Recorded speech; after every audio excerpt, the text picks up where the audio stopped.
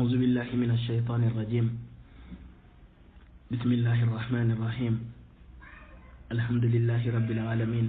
والعاقبة للمتقين ولا عدوان إلا على الظالمين أشهد أن لا إله إلا الله وحده لا شريك له وأشهد أن محمدا عبده ورسوله وصفيه من خلقه وخليله أدى الأمانة وبلغ الرسالة ونصح للأمة فكشف الله به الغمة وجاهد في الله حق جهاده حتى أتاه اليقين فاللهم اجعلنا خير ما جزيت نبينا أمته ورسولنا الدعوة ورسالته وصل اللهم وسلم وزد وبارك عليه وعلى آله وصحابه واتباعه وعلى كل من اهتدى بهديه واستنى بسنته واقتفى أثره إلى يوم الدين سبحانك لا علم لنا إلا ما علمتنا اللهم علمنا ما ينفعنا وانفعنا بما علمتنا وزدنا علما نافعا اللهم أرنا الحق حقا وارزقنا اتباعه وأرنا الباطل باطلا وارزقنا اجتنابه أما بعد إخوة الإيمان السلام عليكم ورحمة الله وبركاته bandiraɓe julɓe jetti Allah subhanahu wa ta'ala julɗe ne ɓurɗo windero nelaɗo meɗen Muhammad sallllahu alayhi wa sallam ñaganade mo kanko yimɓe galle makko e sahaba makko tedduɓe e kala e on nodduro faade noddango mabɓe ha ñande ñalawma dargue eɗen ñaago Allah subhanahu wa ta'ala yo hokken andude gongo ndewen hen o hokken andude ko wona gongo goppen caggal ɗum musidɓe julɓe ko salmin ɗon salminagol islam jaame kisal yo woni e moɗon en jetti Allah subhanahu wa ta'ala e on gartirɗen e oɗo galle mo Allah subhanahu wa ta'ala waɗi barke tayyib so yaade welede jomiraɗo bi idnillah yewtere men wangoto koye oɗo hadis o mo ganduɗa ene eggimu imam al-Bukhari wa kazalika imam Ahmad hadis o ƴetta koye Zubayr ibnu Adi o takkilman fi musidɗo julde hadis o luɓa kam noppima wa kazalika e ɓerde ma eɗen ñaago Allah subhanahu wa ta'ala o waɗa en e nanoɓe haala mujjuɗo ɓe ndewa hen saabu ko ɓen goni ɓe Allah fewni ko ɓen ɗon ne kadi goni joomen hakkillaji ko noon Allah wi to surtout Zumar Allah wi alladina yastami'una alqawla fayattabi'una ahsana ulaika alladina hadahumullahu wa ulaika hum ulul albab musidɗo julɗo ɗuɓam ɓerde ma e noppi ma baccen hakkille men no fewi e oɗo hadis bi idnillah an Zubayr ibnu Adiyin qala atayna Anas ibnu Malik radiyallahu anhu فشكونا إليه ما نلقى من الحجاج فقال اصبروا فإنه لا يأتي زمان إلا والذي بعده شر منه حتى تلقوا ربكم سمعته من نبيكم صلى الله عليه وسلم musidɗo julɗo oɗo gorko wiyete ko Zubayr ibnu Adiy o wi ɓe ngari to Anas ibnu Malik pour waytanade ɗum ko heɓataɓe e oɗo gorko biyeteɗo Hajjaj yani woni Hajjaj ibnu Yusuf as-Saqafiya famɗi ganduɗo tarikh mo anda Hajjaj ibnu Yusuf as-Saqafiya tayyib oɗo gorko woni Zubayr ibnu Adi o winde ɓe gaare Anas ibnu Malik pour waytanade mo Hajjaj mbattakil man fe holko tagui ɓe gaari waytanade Anas ibnu Malik omo jeeya e sahabaɓe Muhammad sallallahu alaihi wasallam ɓurɓe judde gurdam yani omo jeeya e sakkitiɓe mayde e sahabaɓe Muhammad sallallahu alaihi wasallam oɗo Anas ibnu Malik o tawanoma fitnaji kewnoɗi caggal Muhammad sallallahu alaihi wasallam e caggal sahaba makko tedduɓe o tawama hen fitnaji ɗi ganduɗa ɗi garino caggal Muhammad sallallahu alaihi wasallam e caggal yani khulafa ur-rashidin comme Aboubacry Siddiq wa kazalika Umar ibn al-Khattab e Ousmane ibn Affan wa kazalika Ali ibn Abi Talib caggal ɓeɗo fitnaji kewino caggal mabɓe garino caggal mabɓe yani ha ganduɗa julɓe nangodiri hen oɗo Anas ibn Malik nak o tawanomo ɗin noon fitnaji ɓe garema ko waytanade mo ko heɓataɓe e Hajjaj ibnu Yusuf as-Saqafiya Hajjaj ibnu Yusuf o jeeno koye o tawano ko temps nde yani e umara khulafa bani Umayya koye ɓeno jeeno yani o wonanno no mbaɗen indir ɗum e oɗo saha ko ministre e temps bani Umayya kanko oɗo Yusuf Hajjaj ibnu Yusuf as-Saqafiya comme no gandirɗen o wonno ko tooñowo bal dufowo ƴiiƴe meeje oɗo gorko biyeteɗo Hajjaj ibnu Yusuf as-Saqafiya ko kanko hurluno Makka pour habde e Abdullah ibn Zubayr kanko hulluno Makka yani o ari o hurli makka pour ganda habde Abdullah ibn Zubayr o haɓi Abdullah ibn Zubayr bal o wari Abdullah ibn Zubayr on noon sahaba tedduɗo kanko oɗo gorko mo gonɗen haalde biteɗo Hajjaj ibn Yusuf as-Saqafi bal wone anduɓe sa wiyoɓe omo heɓanno werlade e ko bertono ko ganda ha yene kaaba ka fusi hunde e kaaba he wallahu alam fala kullu halin ko ministre bonɗo o wonno ko lamɗo mo ganduɗa bonɗo o wonno ko toñannoɗo ko dufannoɗo ko dufannoɗo ƴiƴe meje nde yeehi ha ganda satti e yimɓe ɓe oɗo Hajjaj ibn Yusuf as-Saqafi no waye mabɓe ɓe mbi comme Anas ibn Malik tawanoma ta Muhammad sallallahu alayhi wa sallam dogen payento makko pour waytanade mo oɗo Hajjaj no way hande e yimɓe heeni nde ɓe dogi ɓe payto Anas ibn Malik pour waytanade mo Anas wiɓe isbiru muñe isbiru muñe o wiɓe muñe o yamiri ɓe yoɓe muñ e ganduɗa lamɓe bonɓe so gardimaɓe ene tooñaɓe ene piya ene kefta jawɗele bal ene mbara o wiɓe yoɓe muñ e ɗum ɗon ko dartoɗan feewi ganda musidɗo julɗo kala no peuple wawi waade hetto haalam kan feewi kala no peuple wawi waade ko baɗono mabɓe ni ardinteɓe o takkilma yani kalno yimɓe mbawi waade e jikkuji mabɓe moƴƴi ko baɗono mabɓe ni Allah subhanahu wa taala ardintaɓe e moƴƴere no yimɓe mbawi waade e jikkuji bonɗi ni ko baɗono mabɓe bonde ni Allah subhanahu wa taala ardintaɓe ɗum waɗi Allah subhanahu wa taala o wi to suratul an'am ba'da a'udhu billahi minash shaitanir rajim wa kadhalika nuwalli ba'd adh-dhalimina ba'dan bima kanu yaksibuna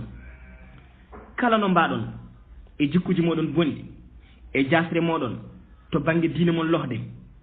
e wadde kala fiikuji ganduɗa ɗum ɗo koko Allah subhanahu wa taala koko haɗi ɗum dartoɗan feewi kala leñol ngol ganduɗa ngol rewino ɗo ko adi leñol Muhammad sallallahu alaihi wasallam ne ara ɓe ganduɗa wonko ɓe mbaɗatno Allah halkiɓe ɗum ɗon hande ne waɗe nder leydi men he kayfa ko holɗum wonata en jeyata ko muusi en e ardiɓe en holnoon wawata gasirde en mbawata yiide ko muusi en e ardiɓe en wawa gasta en are asar yani kama takununa yu walla aleykum no mbaɗon foof ko noon gartoɗon mono ko noon o wayata kala leñol gardinolngol ko adi leñol Muhammad sallallahu alaihi wasallam ko ɓe kalkira somi rokkuma misal leñol Nuh halkirakol ɗum shirk jaggitade yimɓe moƴƴuɓe rewalnoɓe Allah ɓe nangiti ɗumen ganduɗa comme no Allahji mabɓe caggal nde maayi shirk yani ɗum hande nan ɗo wi an pagañe nder leydi he qawmu Lut Allah subhanahu wa taala halkinno ɗum ko alliwat yani woni debatu gorkago yani gorko e gorko ene lesodira nana heewi ɗo del hande e nder leydi men he wa kadhalika qawmu Shu'aib Allah subhanahu wa taala halkirnoɓe ko ɓettirɗe ɗe ɓe pondotano ɗum yani yeeyoɓe ɓe funtanno yimɓe ɓe e ɓettirɗe maɓɓe so ɓe ɓetta ɓe ɓetta ko timmi yani mbiya an ngara sodde kilo taw ganda kanko ko feccere kilo o tottatma hande ko ɗum heewi teb e commerçant ji men he sownaɓe Allah subhanahu wa taala yurmi hen kala leñol ngol ganduɗa rewinɗo ha Allah halkiɓe ɗum nan ɗo waɗe nder leydi men he nan holko saabi nak en jiyata ko muusi en e ardiɓe en ɓe ɓe ruttanma e aya gonɗo annamo Allah wi wa kadhalika nuwalli ba'd adh-dhalimina ba'dan bima kanu yaksibuna kala no mbaɗon kala no yimɓe mbawi waade jasre mabɓe e côté diine o e jasre mabɓe e aadaji mabɓe e ko mbaɗate ko boni ko baɗono mabɓe ni Allah subhanahu wa taala ardintaɓe jamma e ñalawma omo hollaɓe kene mettiɓe taw ala ko ɓe mbawi hen oɗo gorko biteɗo Abdul Malik ibnu Marwan o woni no khalif e khulafa bani Umayya ndew tini yimɓe ɓe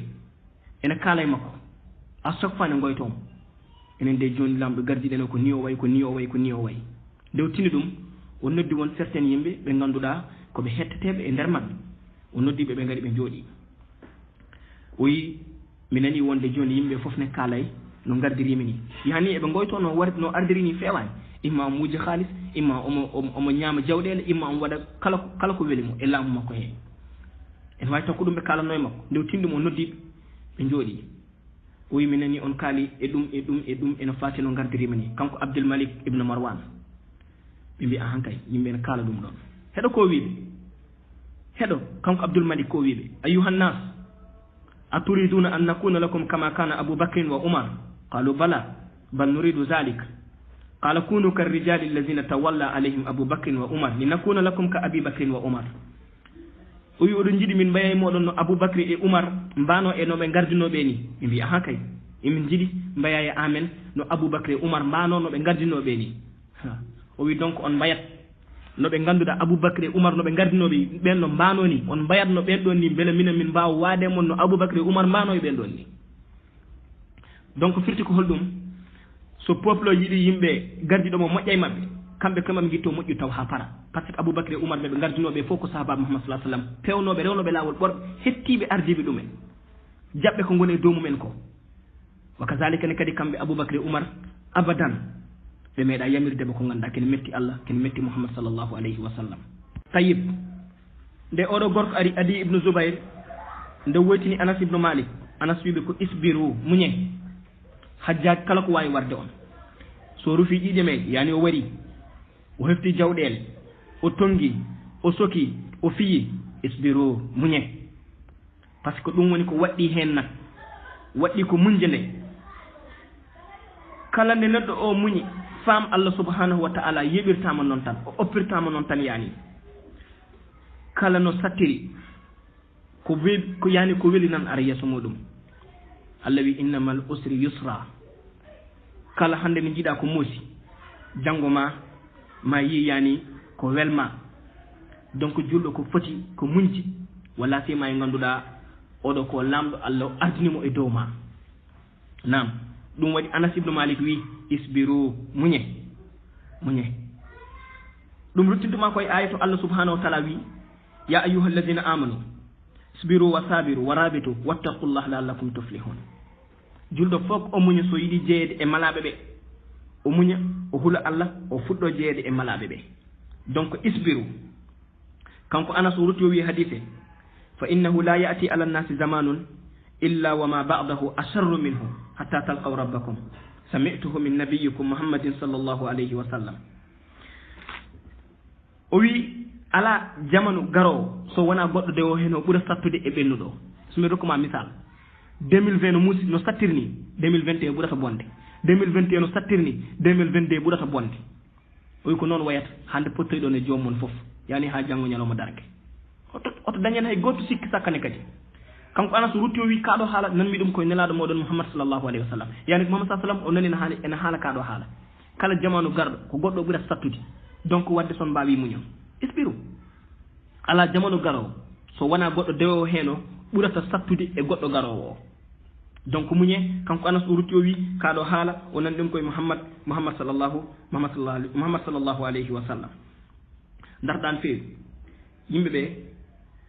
kala nde ɓe ɓuuri udditinede aduna o eɓe ɓuuri rewde makko kala nde ɓe ɓuuri udditinede aduna o eɓe ɓuuri rewde makko nam probléme aji ne ɓeydo yimɓe ne ɓeydo nadde oɗo aduna yaani yimɓe ne ɓeydo nadde e oɗo aduna nasalullahu salamata wal afiya hande ko ɓuuri hewde e jiyaɓe Allah ɓe so wonaɓe Allah subhanahu wa ta'ala yurmi hen woƴƴimo tan ko ɓandu makko ndu yo wone confort an yakuna fi rufahiya yo won e confort yani yo won e jam ɓandu makko ndu yo won e jam kono sa daari nder makko nak taw ganduɗa kanko wurani ɓernde nan ma yen wi mes saabu ɓernde wurirta ko dawe Allah subhanahu wa ta'ala ɓernde wurirta ko innude Allah ɓernde wurirta koye nguuɗo juulu ɓernde wurirta koye rewde Allah hoorde yani tayib a yiyat nak hande goto fof toppito kono ɓandu makko ndu wuuriri te ɓandu ndu sikki ala ndu sakkitto koye holɗum less leydi gilɗi ene ñaama hen koye nder leydi ndu sakkitto donc bandiraɗo julɗo kadi kaɗa wurna ɓandu ma ndu wurnu ɓernde ma nde ha para saabu so ɓernde wuurani ɓandu ene wuuri ala he goto important saabu nduɗo ɓandu ndu jiɗɗa wurnude ndu sakkitto koye less leydi tayib tene kadi ganda aduna a heɓata hen so wona ko poɗɗa heɓde hen so wona ko podanɗa hen wadde hoto foɗene aduna o foɗana Allah subhanahu wa ta'ala saabu ko foti tawdema aduna he koko tawatma hen tan ɗum sikki ala hen tayib ɗum waɗi ibnu taymi rahimahullah o wi yambagi ala al insan an yastamila al mal kama yastamilu al himar lirrukub wa kama yustamalu baytul khala'i lil ghaid heɗo ibnu taymi wallahi al azim ɓeɗo ɓe gandu holko woni fiya ko aduna tigi tigi ɗum tagi ɓe joli e bateau mo ganduɗa kene wawi ƴengtinoydeɓe o on ɗon gueeji mo ɓe gonno kono enen noon koye holɗum jolɗen pour mbawen ƴengtoyde goto fof yo namdo ɗum hoore makko ibnu taymi o wi neɗɗo foti hutirade jawdi halis poɗɗa hutirade ɗum hono mbabba hutirte pour dimgal ni hono mbabba hutirte pour waɗɗede ni walla kutorɗa jawdi yo Allah subhanahu wa ta'ala teddi noon comme no toilette ji kutorte pour humtude haaju ni nam wat feere jawdi ndi ngabba e dow mayri ko adi kayɗi ni ngabbayde dow ma ngabba e dow mayri woni ganda ko holnoon poɗɗa ɗaɓɓitirde ndi ganda ko holtoon poɗɗa nanude ni te wallahi l azim ganda janngo yawmal qiyama koyngal ma taccata gongal taw gongal ngal kafaltira so wona Allah subhanahu wa ta'ala namdima mama sa sallam haɗi gueɗe joyyi o wima Allah namdima ɗeɗo gueɗe joyyi yani koyngal ma taccata kafaltira gongal ngal taw gongal ngal sowona namdira e gueɗe joyyi e nder gueɗe joyyi o wima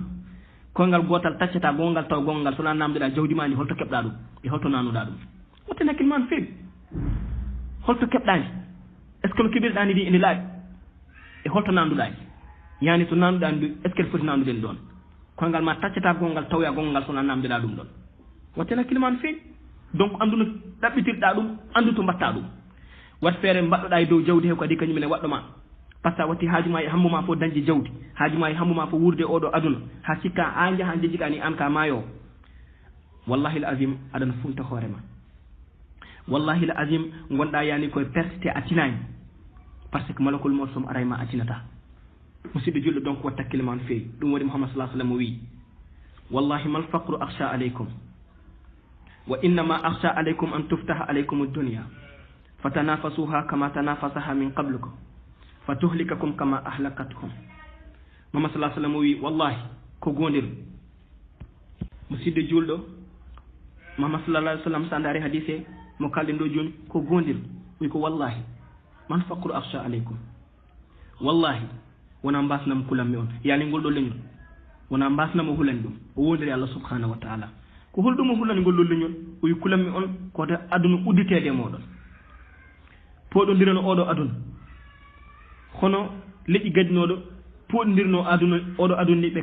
kalko ɗon hono kamɓe no ɓe kalkirino ni ko ɗum woni ko hulani ngol ɗo leñol kono wona mbasnamo hulani ɗum mama sa sallam so wiya hulananimo hunde noon ayiba ala e muɗum ko hulanma ko wallahi ko hen ayiba woni ɗum waɗi so wonaɓe Allah subhanahu wa ta'ala yurmi hen fof nan oɗo aduna nan halki ɗumen yi ha ganduɗa wayi kamɓe ɓe tagira ko oɗo aduna ɓe jejiti noon aduna o tagira ko kamɓe Allah subhanahu wa ta'ala an o tagirma ko hoore makko wama khalaqtul jinna wal insa illa liya'budun mi tagani yimɓe jinneji so wona yoɓe yoɓe ndewam kono oɗo aduna hoto yejjid Allah kala ko waɗi ɗo Allah waɗi ɗum ko sibabude yimɓeɓe nam kala ko jiiɗa e dow leydi he Allah subhanahu wa ta'ala addiri ɗum ɗo ko sibabude yimɓe donc hoto yejjid aduna o waɗira ko sibabude ma wona an waɗira sibabude aduna o nam hoto foɗodiri ko ganduɗa anda janggo holɗum woni battane muɗum hoto foɗɗini ko ganduɗa anda janggo holɗum woni battane muɗum nasalullahu l afiya e nder hadisa eɗen jangga hen wonde neɗɗo ko poɗɗo muñje e ardiɓe e lamɓe ardiɓe taw koɓe toñoɓe eɓe mbaɗa yimɓe ko musidɗo e pawa yimɓe ko musidɗo imma ko warde imma ko loppidde imma ko famnude e mabɓe ɓittude ɓe yaani ene waɗɗi e yimɓe ɓe muñji seɗen jangga e nder oɗo hadis basa e jidde musidɗo julɗo wallahi allazi la ilaha gayruhu janggo yawmal qiyama an e mabɓe kon dartoɓe to yesso Allah subhanahu wa ta'ala Allah ñawore nde ganduɗa Allah subhanahu wa ta'ala gueɗe makko fof ko nunɗu donc kamɓe ɓuurma doole darto no feewi dartiɗɗa e hakkille ma dartiɗɗa e hoore ma ganda ala ko poɗɗa wadde so wona muñji te ka poɗɗo ɗoftade so wona nde ɓe jamirma ya wof Allah so wona nde ɓe jamirma ya woppu ko Allah subhanahu wa ta'ala yamiri ko ɗo tan woni ka fotani ɗoftade wa illa kala goɗɗum koɓe mbawi yamirdema ka poɗɗo ɗoftade ɓe ay tan ɓe jamiranama ya wof Allah ɓe jamiranama ya woppu jamiroje Allah ka poɗɗo ɗoftade so yiɗi noon taw jamma e ñalawma eɓe piye eɓe loppita donc an muñ pada janggo an e mabɓe kon dartoɓe yesso Allah subhanahu wa ta'ala Allah ñawo gotel par gotel noon gotel par gotel Allah subhanahu wa ta'ala ñawirta te muñal tawat ma hen tan ko ganduɗa dañde ko welma kala muñow halpulaar wiyata kala muñɗo cuurki o daña jeygol yani sa yiiɗi dañde julɓe il faut muña cuurki donc waɗɗi e julɗo o ko muñde e lamɓe ardiɓeɓe ko pawe dow mabɓe ko welaniɓe walla waddeɓe ko welaniɓe tayyib aɗa faama kadi hadise kala jamanu goɗɗo o ɓurata ɗum sattude ɓurata ɗum hamnade ɗum waɗi Muhammad sallallahu alaihi wasallam o wino e hadis man ya'ish minkum fa sayara ikhtilafan kasiran kala gurɗo e moɗon mo wi luural kewgal yani kala mon juɗɗo gurdam o haldana koye sahabaɓe kono faam hadis o ko mofɓe yimɓe foof hay goto oppani kala e moɗon gurɗo koko yiyata luural kewgal darten e on ɗon hadis musidɗo juuɗo dartuɗen e hadis Muhammad sallallahu alaihi wasallam to wiyata kala e mon juɗɗo gurdam kala e mon gurɗo ko juuti maw yi luural taw ko kewgal teɗen gandi kalto luural wawi tawede Sénégal ɗo ɓuuri bonde eɗen jogui noon konngol à chaque fois eɗen kala ɗum e jolfe Sénégal benne bopp la ken munu ko xar ñaar wallahi l azim ko funti ɓolo woni hen ko adi fo d' abord Sénégal to banggue diine ɓe gona gotum to banggue aada ɓe gona gotum to banggue siyasa yani politique ɓe gona gotum welani haalde kono wallahi l azim ko ɗum woni gonga kono noon ŋabɗo hunde ko fof o wima Sénégal ko hoore wotere hay goto wawa tajjene waɗane ko yeeɗi taw ko funti ɓolo woni hen Sénégal wona banggue diine wona to tawi ko côté diine o ɓe gona gotum Sénégal woni pays mo ganduɗa yimɓe foof ne mbawi finde koora sauf les Sénégalais so wona Sénégalais ji ɗi aduna Allah fof ne wawi finde hoorde Sénégalais ji pine oye hoorani Sénégalais tan tawata yimɓe aduna Allah o fof juula walla sema julde tasde julde tasde ko ganduɗa hay luural gotal fotani wawde wonde hen yimɓe fof pina juula Sénégalais ji ɓe pina juula ɓe pina juulani julde korka kazalika donc holto côté diine o holto benne boppo o woni holto hoore wotere nde woni jaha côté aada o wala siyema nak welani haalde mais wallahi l azim ko ɗum woni gonga qulil haqqu min rabbikum faman saa fal yumin wa man saa fal yakfur haal gonga immorata joomi belaɗa fo yo jab belaɗa fo to jab diine Allah ko Allah jeyimo welani haalde walla siyema e haal pollereɓe ɓe to goɗɗo imminomo to joni naati galle o wona halpulaar imma wona séréer walla o wona olof walla wona goɗɗum o wi o sohli ko joom suudu ɓe mbiyamo non a wona halpulaar min dokkatama ɓinguel amen ko gonga nam ko ɗum woni gonga wallahi l azim holto benne boppo o woni holto hoore wotere nde woni wona galle mo naɗɗa hatta e nder halpurde ɓe hoore muɗum sah wona galle mo naɗɗa fof keɓa mo jiɗɗa o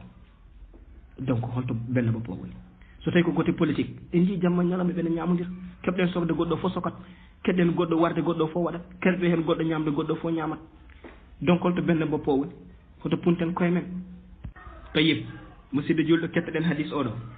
an abi najih al irbad ibnu sariya radiallahu anhu qala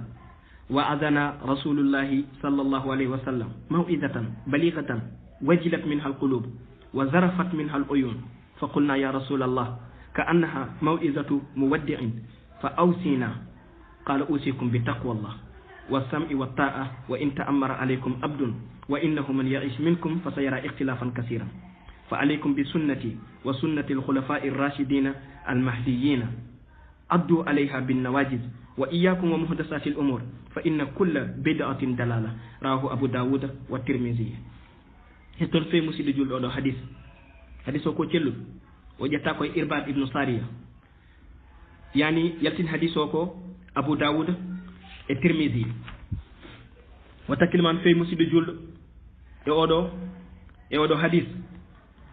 oɗo sahaba wima muhammad sallllahu alayhi wa sallam yani wonino e wajadeɓe en ruttinaɓe diine Allah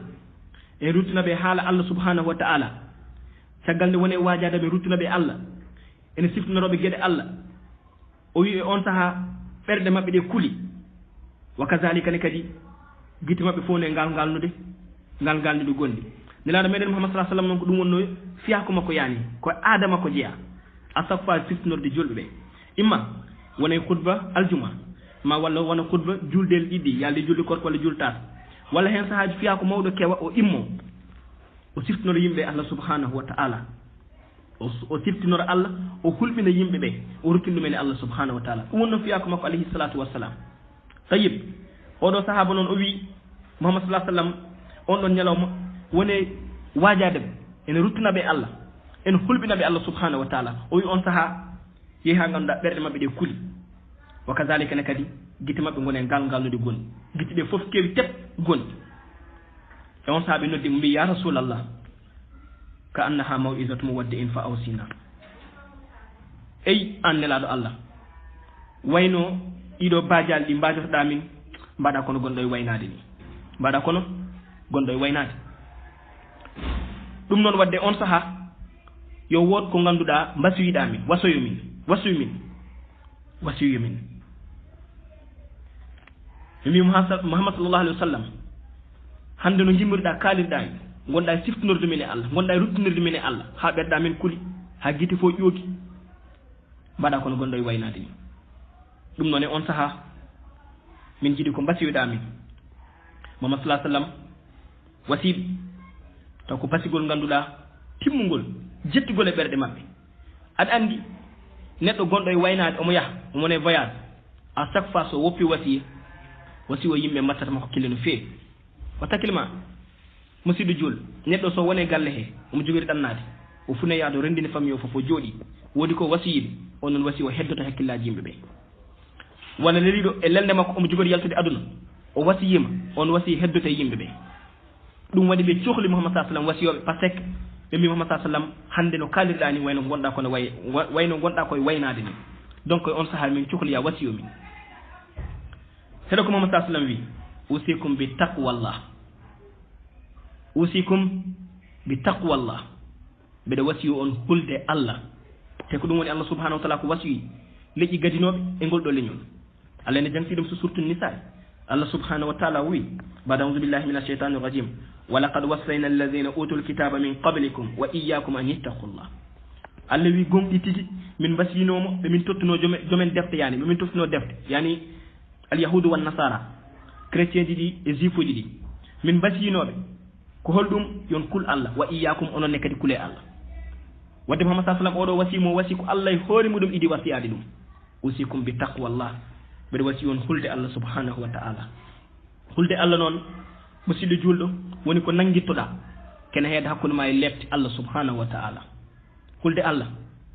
saɗa yiiɗi kay tongude ɗum woni yani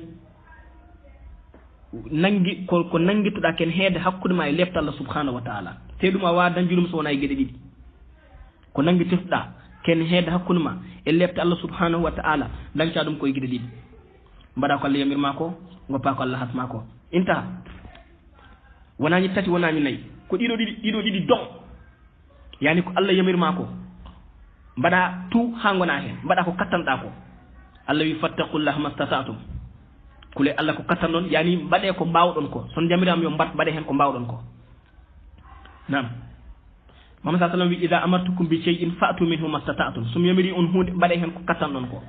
par ce que neɗɗo so yamirama hunde en ñakkata wodo ko wawa hen par ce que taw o ko ñoɓɓo ko lohɗo walla o sellani walla ni eni kala no hen wawi wade comme no hadis o so ɗen ɓuura lernu ɗum comme no Muhammad sallallahu alaihi wasallam wiide hadis ni yani juul aɗa dari sawa juula aɗa jooɗi sawa juula aɗa leeli firti ko mbawɗa ko ɗum mbatta no mbawirɗa noon mbaɗirta kono noon wi somi haɗi on hunde goppe haalama ha wiye ceer so tawi ka kaɗaɗo par ce que neɗɗo sa welama oppude hunde tan a oppat kala ka oppani ka wela ko oppude annana hen saji heɗo oɗo misal annana hen saji neɗɗo wimi wawa oppude cigarette ndew finoyi hôpital médecin o wimo sa oppani cigarette ka maayo fof oppat wallahi allazi la ilaha gayruhu nam waddomo wawi ko wela ko oppude donc kala ko ganduɗa ɗum ɗo ka biyaɗo ya oppo e diine o poɗɗa ko oppude ha laaɓa ha wiye ceer tayib donc musidɗo julɗo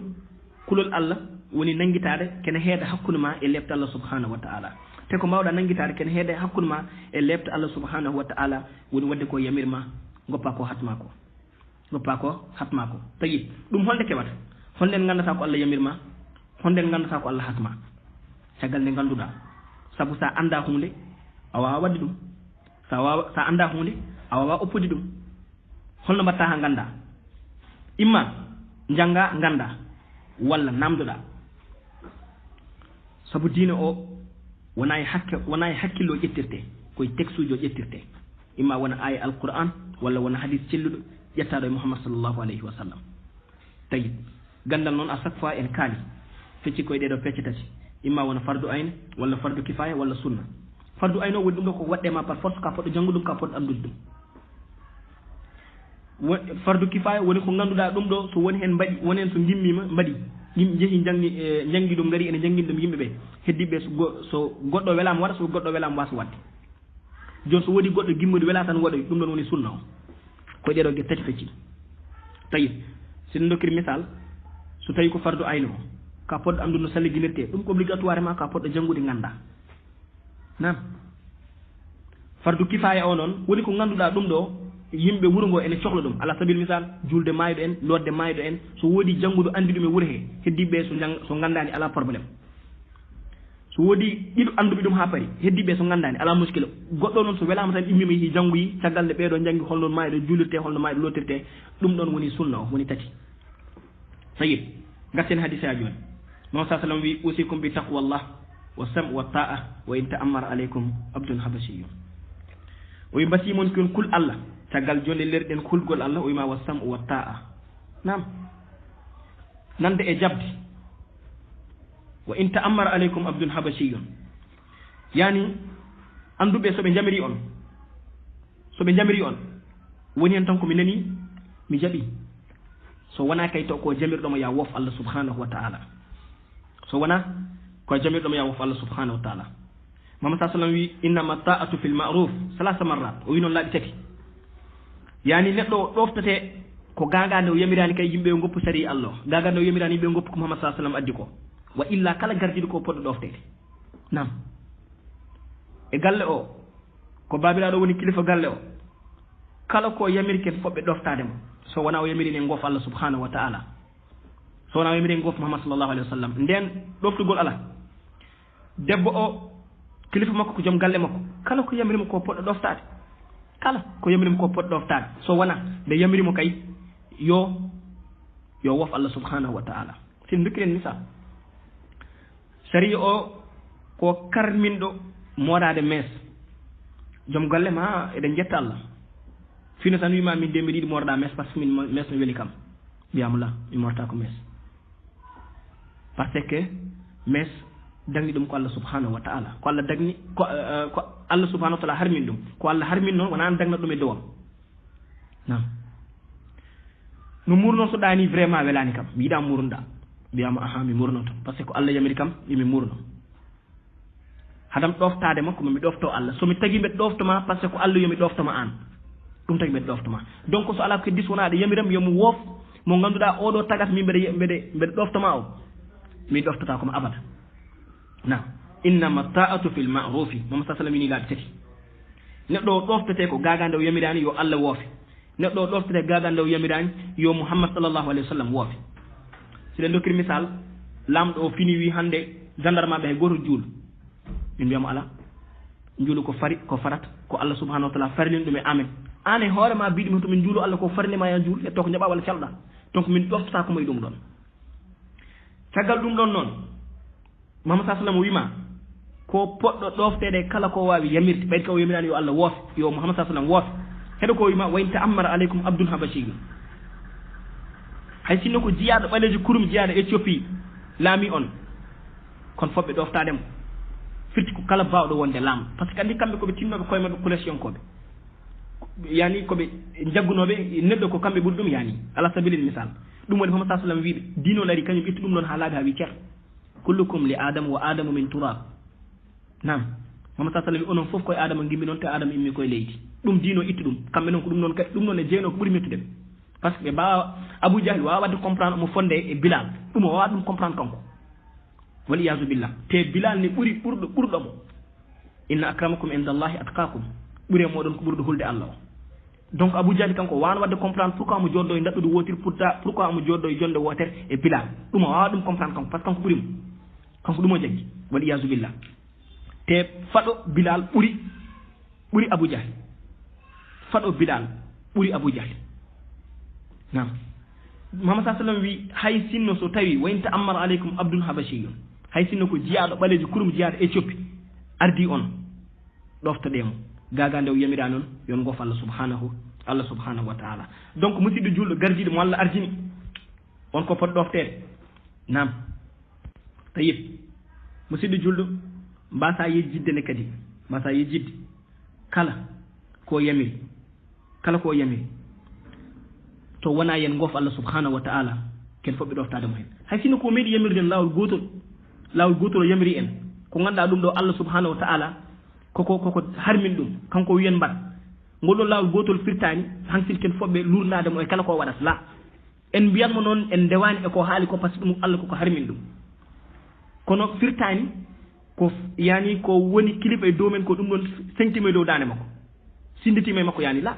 so yamiri en goɗɗum ko Allah haɗani ken ɗoftotoɗeɓe ɗum ko obligatoirement par force wonata tayib aɗa andi won hen ene cikka yani lamɗo o so fini o yamiri yimɓe ko Allah harmin en calima hansinde kala ko wawi yamirde en ken fomɓe salade hay sino ko ɗum ɗon Allah haɗani ɗum ɗon ko erreur so yamiri en ko Allah gan Allah subhanahu wa ta'ala harmini o wiyen mbat mbi tan ko min mbaɗani loppet o fino wi hande leydi ndi fo yor sangara min jarani par ce que Allah harmini sangara nam kono so fini janggo yamiri en ko ganduɗa ɗum ɗo Allah haɗani ɗum fotani hadde ɓayde hanki o wino en yen jar sangara calɗe tan hanki kala ko yamiri en gonta wadde ala ken foɓɓe ɗoftademo kadi ko yamiri en ko ɓayde Allah haɗani ɗum hande Allah subhanahu wa ta'ala itti laamu ngu e dow makko foof nam mbasine jidde gueɗɗe koye ɗeɗo gueɗe koye fiya ko koye ɗeɗo gueɗe tati imma wona ko Allah subhanahu wa ta'ala yamiri kanko hoore makko yamiri ɗum taw sari ne yamiri ɗum kanko hoore makko yamiri ɗum kono ɗum noon koko foti waɗede exécuté par ce que Allah subhanahu wa ta'ala idi yamiri kanko adi kanko mo yamiri ma walla Allah subhanahu wa ta'ala koko haɗi ɗum kanko aro haɗa hatta ha joni ken foɓɓe woppude gueɗel tataɓel ngel wona Allah subhanahu wa ta'ala yani haɗani ɗum yani harminani ɗum kanko ara wiyen mbat ken foɓɓe wadde ko ɗeɗo gueɗe tati woni imma kanko ara o yamirini en mbat ko ganduɗa ɗum Allah e hormi koko yamiri ɗum ken foɓɓe wadde par ce que Allah e hormi idi wiide en mbat walla o ara o haɗa en ko ganduɗa ɗum Allah e hormi koko haɗi ɗum ken foɓɓe woppude par ce que Allah e hormi idi hadden ɗum gueɗel tataɓel ngel woni kanko hoore makko ara o yamiren ko ganduɗa ɗum Allah haɗani ɗum kono kadi Allah ene wawi taw Allah subhanahu wa ta'ala yamirani en ɗum ken foɓɓe wadde donc firti ken foɓɓe ɗoftademo kala ko wawi wonde ɓayde ko yamirani en yen goof Allah subhanahu wa ta'ala Allah subhanahu wa ta'ala o wi to surtout nisa ya ayuha alladina amanu atiu llah wa atiu rasula wa ulil amri minkum c'est très simple Allah wi e hemo onon gomɗinɓe ɓe yani onon julɓe hakkan ɓe ɗoftode Allah ɗoftoɗon nelaɗo Allah ɗoftoɗon ardiɓe fiyokuji moɗon ɓe inta ken foɓɓe ɗoftade kala ardiɗo fiyokuji meɗen tayib ikhtilaf noon koko meɗata yiyede rek kono dartoɗa haade min continti mahma kana ko ɗoftotoɗen ardiɓe ɓe ko foof tagata eɗen toniya goɗɗo tagata eɗen fawa goɗɗo ko ala e makko tagata eɗen kaala e goɗɗo tagata eɗen jukino e goɗɗo yani waliyasu billah julɗo wonko kewata nangu hen ɗemgal ma julɗo wonko kewata nangu hen ɗemgal ma wala sima yeehi ha wonti hankatinde ko hakkude yimɓe ɗiɗo goɗɗo bawɗo haalde hen woni Allah subhanahu wa ta'ala nam ko hakkude yimɓe ɗiɗo woni so waɗi ko Allah andi so waɗani ko Allah subhanahu wa ta'ala andi nangu hen ɗemgal ma hadama haalde hen walla hadama haalden ya taw leerima Allah subhanahu wa ta'ala wi to suratul hujurat bada a'udhu billahi minash shaitanir rajim ya ayyuhalladhina amanu in ja'akum fasiqun binaba'in fatabayyanu an tusibu qauman bijahalatin fatusbihu ala ma fa'altum nadimin wa'lamu anna fikum rasulallah law yuti'ukum fi kathirin min al-amri la anittum nam ko takil man fe Allah subhanahu wa ta'ala wi ehemon onon gonɗinɓe ɓe yani onon julɓe haqqan ɓe so fasiq adde moɗon haala lattindo ɗe leer ƴette ko leeri ha para ya taw ne leeri on ha para puɗɗon wawde haalde fasiq so adde mon haala leertinoɗe haala ka ha para lattinuɗe haala ka ha para ko adi ko ɗon paway yimɓe ko ganduɗa ala e muɗum neɗɗo fini tan wi kaari waɗi kam viol nangu hen ɗemgal ma ɓeyde ka julɗo kay nam oppu ha daña hen ko leer ma teɗo a wawa dañde hen ko leer ma nam a wawa dañde hen ko leer ma ɓeyde wayno wayni nangu ɗemgal ma hoto haal hen julɗo foti ko oppude ko haaji ko nawranimo min husni islamil mar'i tarkuhu ma la ya'nihi mama sa sallam ene jeeya ko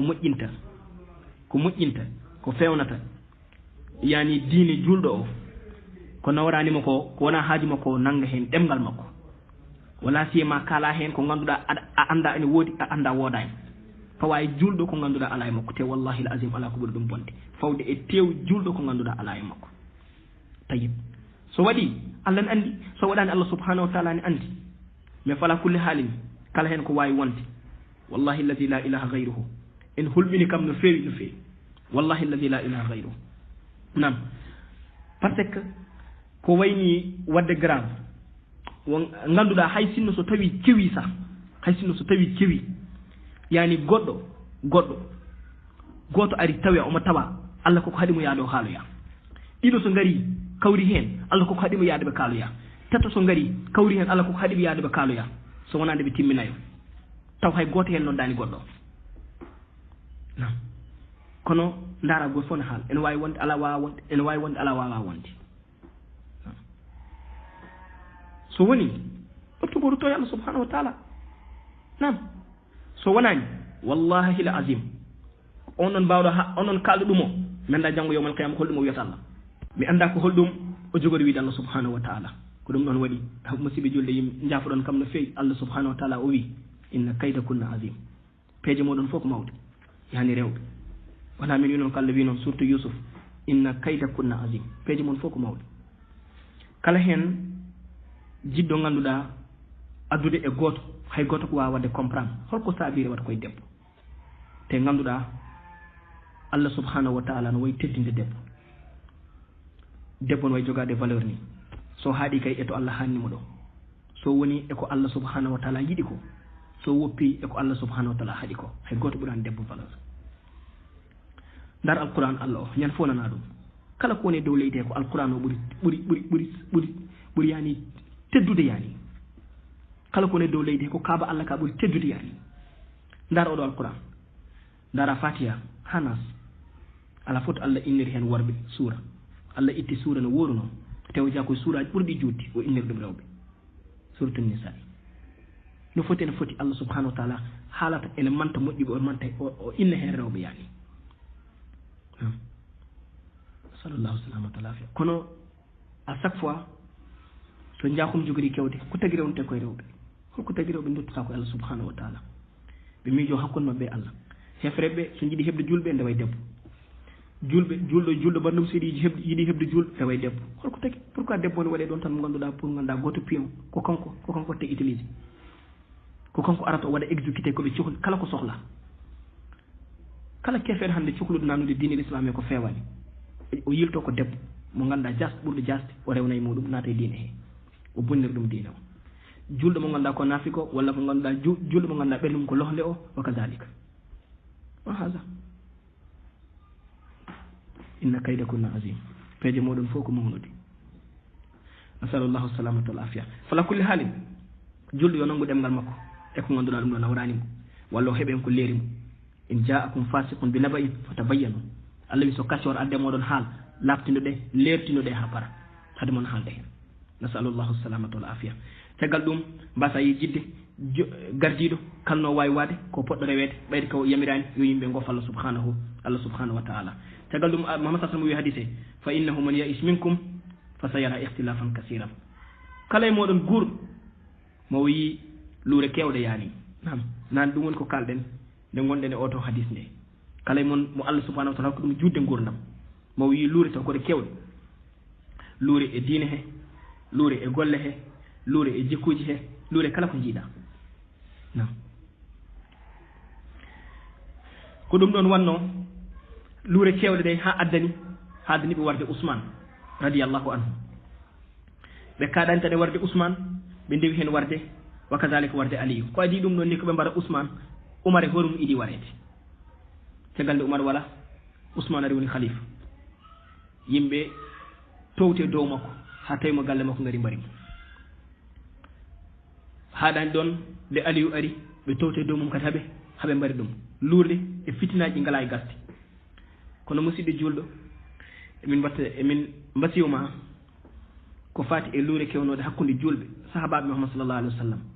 ɗon ne kadi min menma ko ya nangu hen ɗemgal ma ahlu sunnati wal jamaa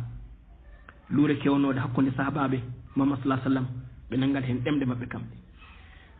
sabu sa wiide jumpay ɗum ɗon nawatma koye anji sahaba Muhammad sallallahu alaihi wasallam te wal iyasu billah e anji goto e sahaba Muhammad sallallahu alaihi wasallam nam sa wiide jumpay ɗum aɗa naata e ɗinon histoire uji te histoire enen fof ɗen gandi ko woni hen lele goto ne wawi haalde histoire mo ganduɗa taw histoire mo haali o taw kanko baɗɗum falsifié o haalen kala ko weeli mo taw wooɗa hen nam histoire ne heewi ko natinɗa hen ko ala hen ko ɗum noon waɗi tubakoɓe jeeyi en jeeyi hakkillaji meɗen par ce que ɓe gaddu histoire uji mabɓe ɗi ganduɗa wallahi lazim la yuwafiqu l haqqa wala l haqiqa ala foto gongo woni hen ɓe mbi par force ko ɗum janggo toon école aji men hen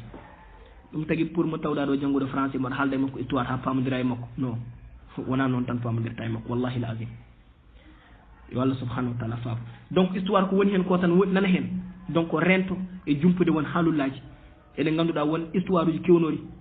ha ganduɗa kene takma ene nawma ene puusma e ƴetta sahaba Muhammad sallallahu alaihi wasallam walla ne puusma e andi sahaba Muhammad sallallahu alaihi wasallam wal iyasu billah alhamdulillah tayib musidɗo julɗo ɗum ɗon waɗi yani Umar ibn Abdul Aziz rahimahullah wino hadihi dima'un tahara Allahu suyufana minha fayajibu an nutahhira alsinatana minha nam Umar ibn Abdul Aziz o wi ɗeɗo ƴiƴimeje dufnoje yani hakkude sahabaɓe Allah subhanahu wa taala dandi hen jaaseje meɗen nam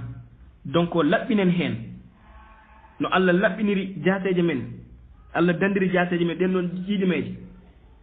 laɓɓinen hen yani ɗemɗe meɗen hono Allah laɓɓiniri hen jaaseje men yani Allah waɗi an a tawaka a jeyaka e warodir warɓe sahaba Muhammad sallallahu alaihi wasallam ha natani hen laɓɓinen ɗemgal ma yani ya nangu hen ɗemgal ma mbasa haalde hen holon fa'ida fof gonɗo e neɗɗo mo jooɗo walla yimɓe ɓe jooɗo ɓe jewta probléme kewnoɗo hakkude Ali ibn Abi Talib e yummen Aisha ala hay goto important wallahi l azim so wona pusdema e anji sahabaɓe sahaba Muhammad sallallahu alaihi wasallam holon fa'ida gonɗo e jooɗɗen eɗen jewta eɗen kala ko fate caɗele kewnoɗo hakkude Ali ibn Abi Talib e Muawiya ala hay goto important so wonani pusma e ande sahaba Muhammad sallallahu alaihi wasallam wal iyasu billah donc duttoɗen haala mo Umar ibn Abdul Aziz o wi Allah dandi jaaseji men Allah laɓɓini jaaseji men e ɗen ɗon ƴiƴemeje dufnoje yo Allah donc laɓɓinen koye meɗen laɓɓinen ɗemɗe meɗen ɗe e ganduɗa e kan e on ɗon kewnoɗo hakkude mabɓe nam no Allah laɓɓiniri hen jaaseji men ni laɓɓiniri hen noon kunuɗo meɗen mbasen haalde hen par ce que alnama hay goto important joɗanne haala probléme kewnoɗo hakkude Aliyu e ya Aisha ala hay goto important walla joɗaɗo haala probléme kewnoɗo hakkude Aliyu e Muawiya ala hay goto important nam mazhab ahlu sunna wal jamaa ɗum ɓe nangat hen ɗemɗe maɓɓe ɓe kalta hen Allah wi tilka ummatun qad khalat laha ma kasabat wa lakum ma kasabtum wala tusaluna amma kanu ya'malun nam ɓen ɗon ko kewno ko kewi ɓenni intaha surtul bakar yani ko kewno ko kewi intaha ɓenni onon ne kadi ko mbaɗɗon ko ɗum ɗon tan kamɓe koɓe mbanno ko ɓe mbaɗi ɗum kamɓe ɓe ko kewno hakkude mabɓe ko kewi ha ɓenni onon ne kadi ko kewi hakkude mon ko tan donc nangen ɗemɗel men e ɗum ɗon nam te fam gol fof koko namdete ɓennoɓe e joni ɓe fof gol fof koko namdete ko golluno yani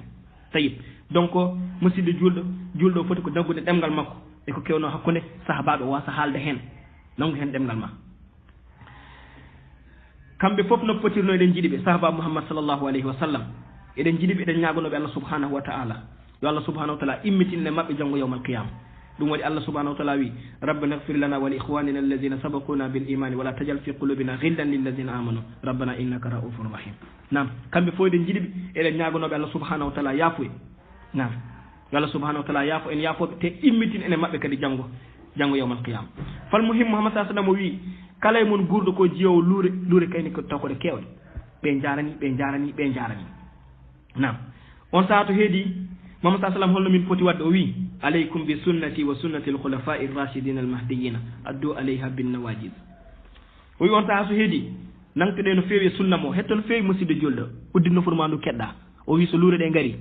ɓe jarini goto fof no yo min wone gonga ɓene mbaɗa ko melɗumen ɓene jarani diine mumen ɓene mbaɗirni en Muhammad sallallahu alaihi wasallam on saaha alaykum bi sunnati yani yon ndewe sunna mo yon nangto e sunna mo ha tiiɗa wiye kadi wa sunnati khulafa'i ar-rashidin al-mahdiyyin nde woni sunna khulafa en be al-khulafa'u al-arba'a yani Abu Bakr e Umar e Usman e Ali Muhammad sallallahu alaihi wasallam wi caggal ne jiɗon luure ngari ɓe dangingol lawol ɓe jarini nangtude sunna mo par ce que ɗum koko arata par ce que o kalno ɗum o wi kala mon guurɗo ma yi luure kewɗe te ko ɗen luure gonɗen e yiide hannde donc on noon tawa so ɗum kewi nangtuɗe e sunna mo e sunna sahabaɓam ɓe yani sunna e khulafa en ɓe yani oumar e aboubacre e ousmane wa kadalika e aliyu donc musidɗo julɗo dog nangtuɗa e sunna mouhammad sallllahu alayhi wa sallam sunna mouhammad sa sallam noon woni lawol makko ngol o wonno no rewranno allah gilay aqida makko fimde makko sellude wonde ala dewtere gonga sona allah subhanahu wa taala wa kadalika e jikkuji makko wa kadalika e golle makko no wano e dewe makko allah subhanahu wa taala ko ɗum woni sunna makko hatta e ñawoje koye makko ruttete ñawore alayhi salatu wassalam e gurdam makko koto makko yahate ɓayde noon o ala ɗo sunna makko mon woppiɗo en nam kala ñaawo foti ñawirde koko oppiɗo ko alayhi salatu wassalam allah wi fala wa rabbika la yuminuna hatta yuhakkimuka fima shajara baynahum summa la yajidu fi anfusihim harajan mimma qadayta wa yusallimu taslima allah wi mi wondire joome ɓe gonata muk julɓe ɓe gonta muk gonɗinɓe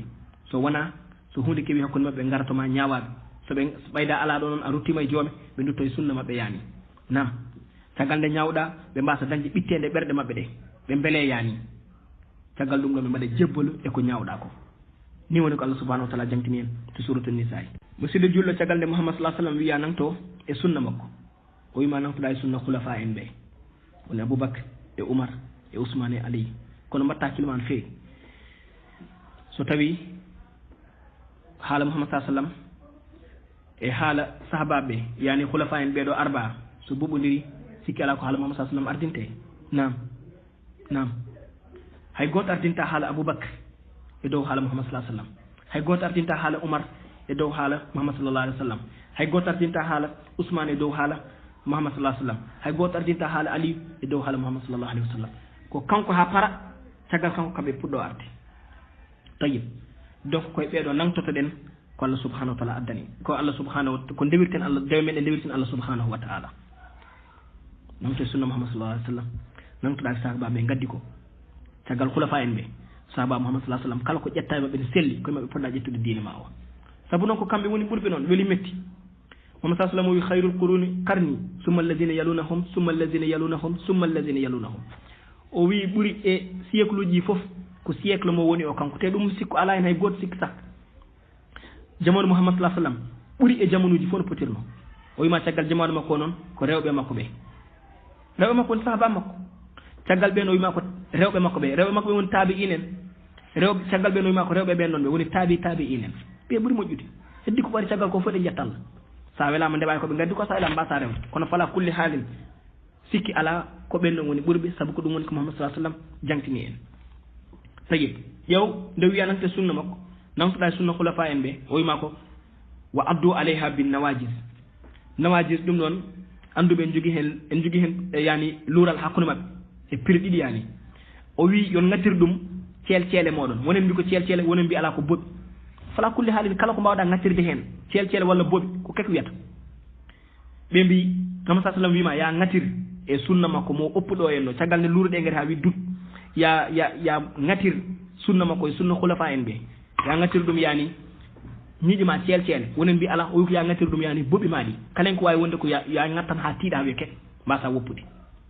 jaggu en ha tiiɗa ha wiya kek yani mbasa woppude musidɗo julde caggal ɗum o wima wa iyakum wa muhdasatul umur ndento ɗon kala ko fuɗɗa e diine saabu kala ko fuɗɗa e diine jaaka e diine kala ko gadduɗa e diine he ganduɗa ɗum ɗo mouhammad salah sallam jangguinani ɗum ɗon faam koko ruttete jaaka e diine he ɗum ko weeli metti kala ko fuɗɗa adda e diine he kala ko ɓeydita hen mouhammad salah sallam o jangguinani ɗum mouhammad salah sallam o addani ɗum faam ɗum ɗon koko ruttete wona e diine he jeeya kala ko mbawɗa wadde noon kala ko mbawɗa addude hen kala no jonnirɗa ɗum kala no pewnirɗa ɗum ɓay tan mouhammad salah sallam jangguinani ɗum ko bida koko ruttinta e ma kullu muhdasatin bid'a wa kullu dalalatin fi nnar wa naudu billahi min annar mouhammad salah sallam kala ko fuɗɗa e diine he ko majjere te kala majjere farnoma ko jeygue sikki ala hen donc hay goto wawa arde o moƴƴinanma hunde e bida a chaque fois noon nanaɓe mbima ɗo en waɗi bida moƴƴi en waɗi bani en waɗi baɗi lala bida moƴƴi ala sabu mouhammad salah sallam kala nde o dari omo waajoɓe o wiyaɓe kullu muhdasatin bid'a wa kullu bid'atin dalala o yalti aduna ko ni o woni haalirde so tawi wonko sohlno ittede hen lernede hen o wiya ɗum ɗo jaaka hen o yalta aduna sowona o leeri ɗum sikki ala hen yen fof daro wiya sahabaɓe o wiyani hen kulla te arabe wima kullu woni foof nan ɗemngal arabe kay kul woni fof haydara faltaka hen donc so tawi wonko fonno faltede hen alayhi salatu wassalam o yaltata aɗum so wona o lerni ɗum caggal nde wima ya nangto e sunna makko e sunna khulafa en ɓe o wima ya gattir ɗum ñiiƴe ma haaɓe kek